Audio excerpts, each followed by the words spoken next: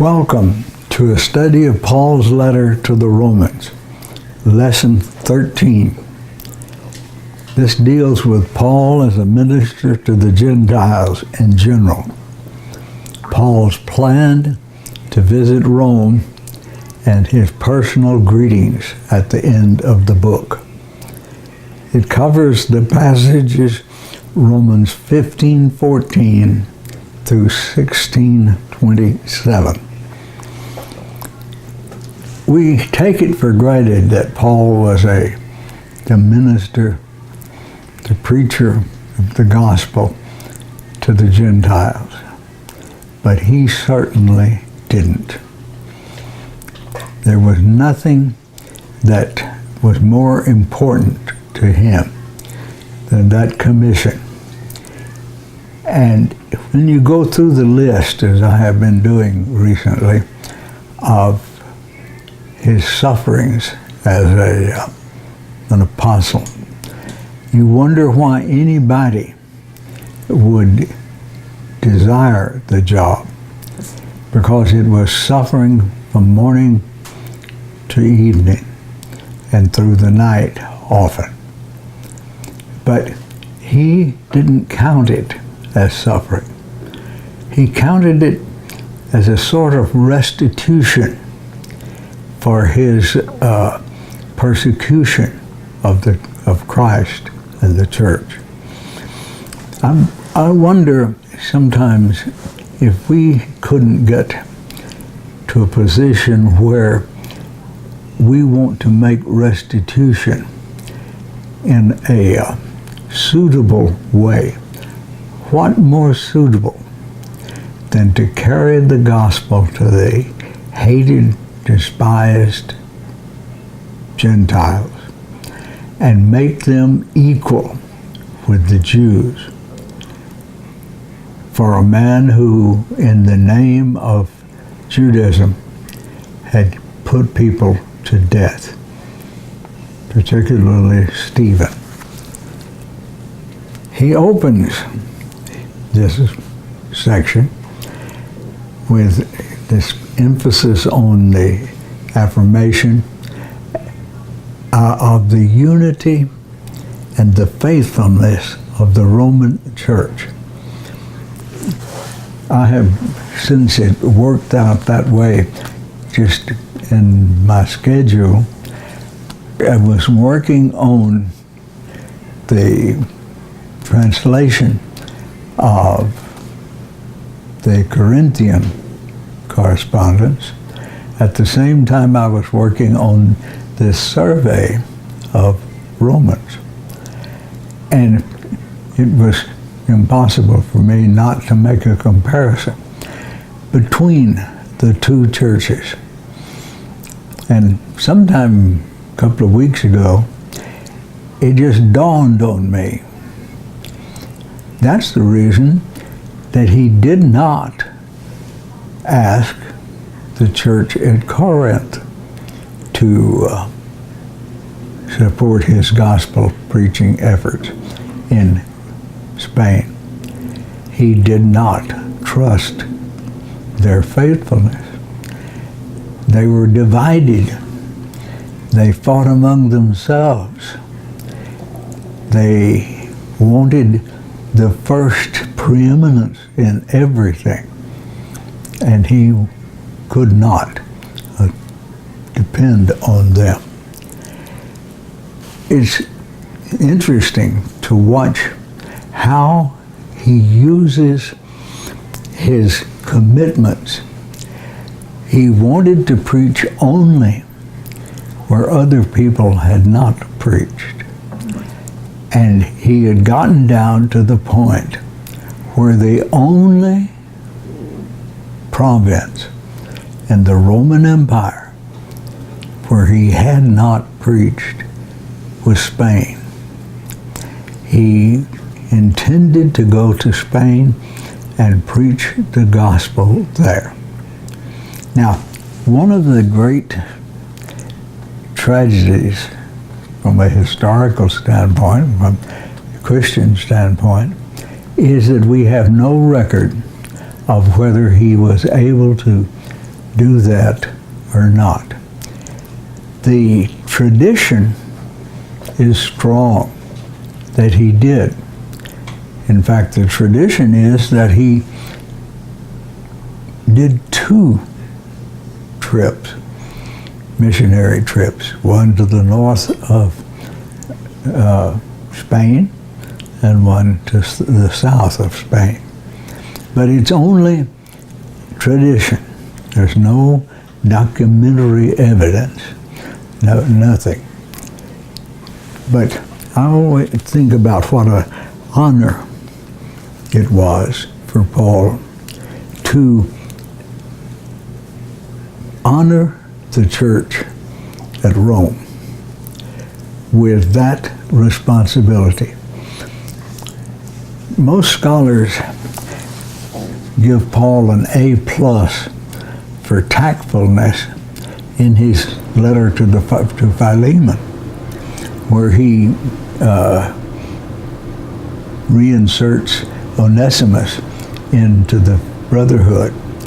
But I would give Paul's A+ for tactfulness to the way he makes it very clear that he wants Rome to support him in the preaching of the gospel and never mentions it at all.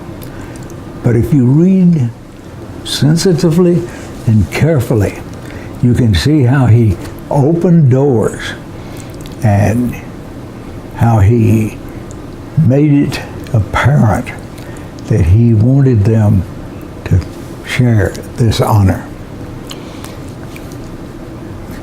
Actually, I think this represents the point, the tipping point, at which the church ceased to be primarily Jewish and became primarily Gentile.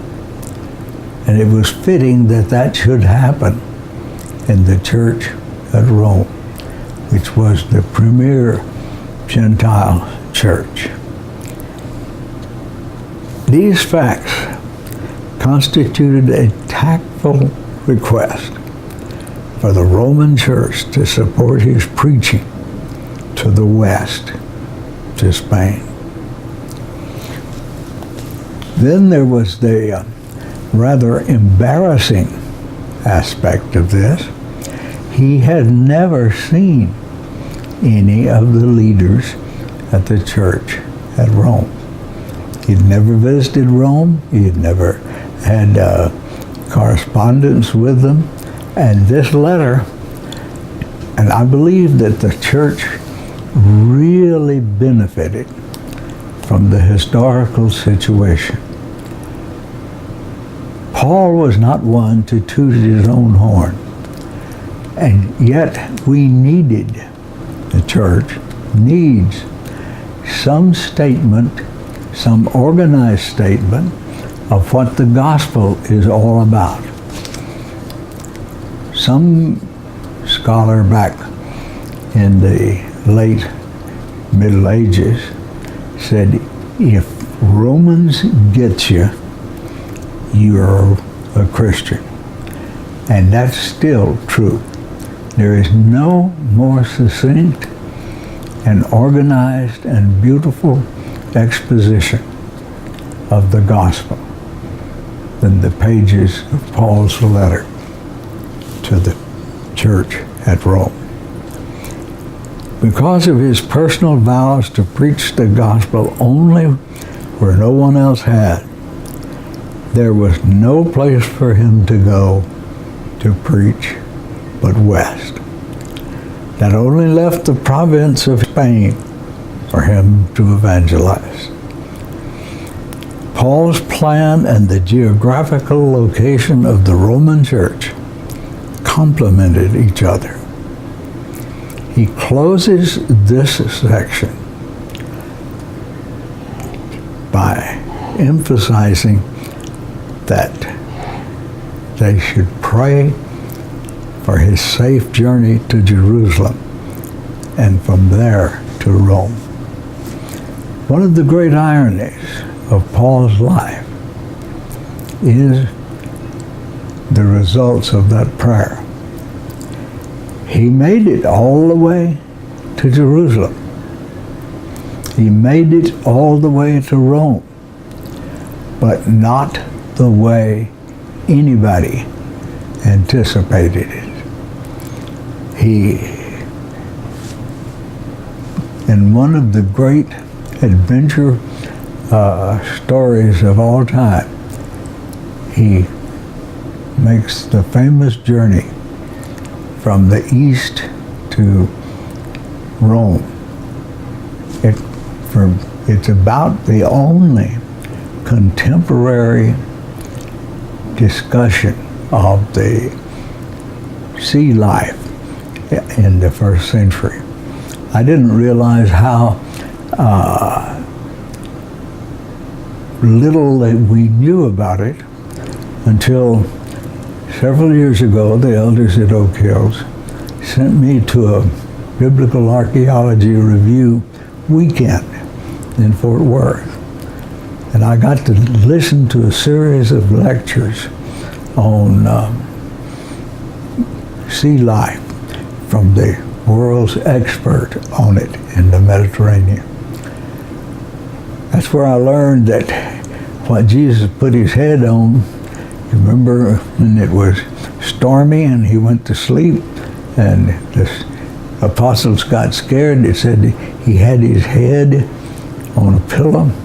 It was actually a ballast pillow that you put in the bottom of the ship to keep it upright. And I pulled that in a scholarly place one time where I knew, no, they didn't know it and I did, just for the fun of it. And all of them wanted to know where my information was. Scholars are a little bit mischievous among themselves.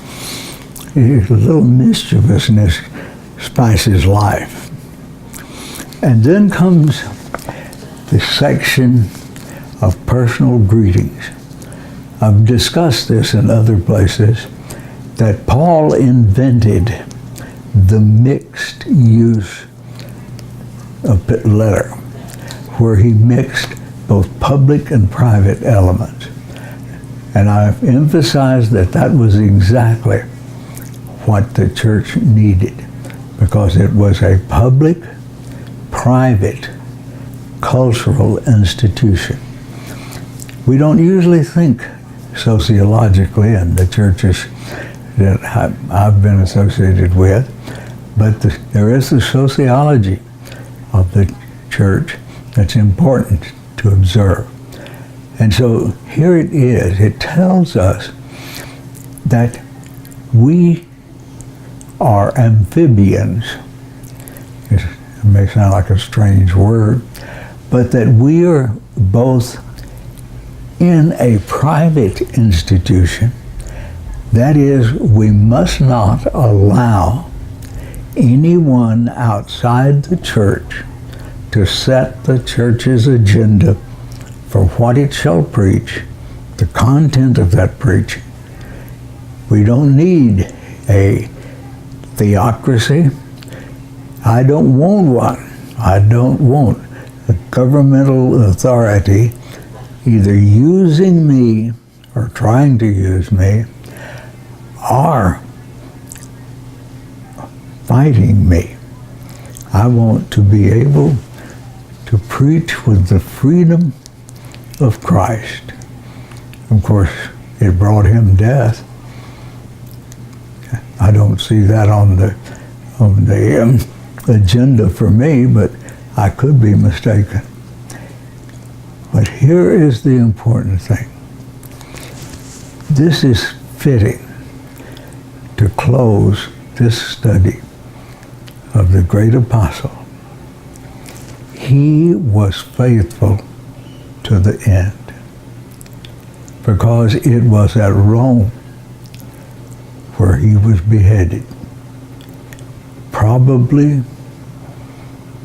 5-6 years after the close, after this letter was written. There, Peter was crucified head downward. And that's one of the reasons that the Roman Church had such an impact on medieval Christianity. In some ways it was good, in many ways it was bad. Let us learn to do the good things that we can learn from Paul's association with the Roman government. And let us also eliminate the dangers, the disasters, and the tragedies that's brought the church. I want to thank you for your participation in this series of lessons. It's been a pleasure on my part, and I hope it's been informative on yours. Thank you.